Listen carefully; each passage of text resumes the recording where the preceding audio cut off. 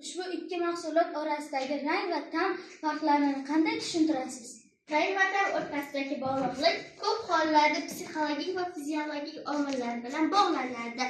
Odatda shirin ta'mga ega bo'lgan mahsulotlar yorqin ranglarda bo'ladi. Masalan, qizil yoki sariq. Bu ranglar kishiga mahsulotni tutish hissini uyg'otadi.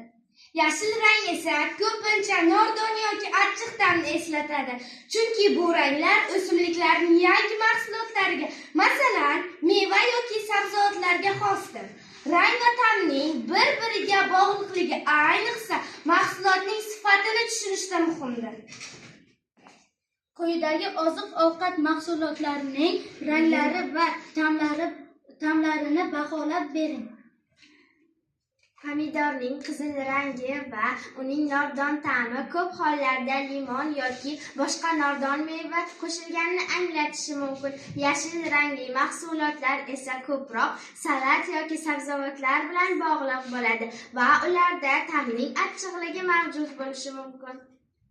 Rang, tus va ta'm o'rtasidagi farqlarni qanday aniqlash mumkin?